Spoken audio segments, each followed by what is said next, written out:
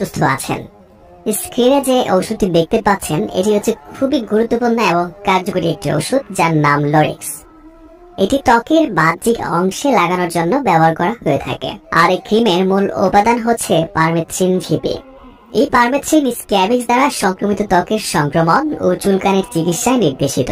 ফুসফাস চিকিৎসাতে ব্যাপকভাবে ব্যবহৃত এই ক্রিমটির বাজারজাতকারী এবং উৎপাদনকারী হচ্ছে অপসনির ফার্মা লিমিটেড। স্ক্যাবিক্স দ্বারা আক্রান্ত চুলকানিগুলো অত্যন্ত সংক্রামক একটি অসুখ। এই পরজীবীগুলোকে খালি চোখে দেখা যায় না, কিন্তু মানুষের ত্বককে এরা প্রজনন ক্ষেত্র হিসেবে ব্যবহার করে থাকে। যখন এই স্ক্যাবিক্স চুলকানির পোকাগুলি ত্বকের নিচে প্রবেশ করে ডিম পাড়ে, তখন প্রতিক্রিয়ার ফলে তীব্র চুলকানির সৃষ্টি হয়, যা সাধারণত রাতে বৃদ্ধি পায়। শিশু ও বয়স্কদের উপর এদের আক্রমণের প্রবণতা তুলনামূলক বেশি। অনেক সময় গরম আবহাওয়াতেও চুলকানি বেশি বৃদ্ধি পায়।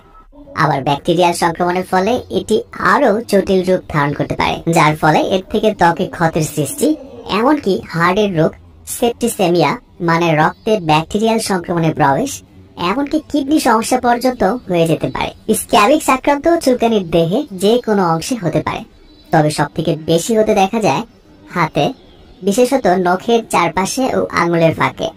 এছাড়া বগল, কুনই বা কবজিতেও এই স্ক্যাবিক্স হতে দেখা যায়। আবার স্তনের চারপাশে এবং কুচকিতেও এই স্ক্যাবিক্স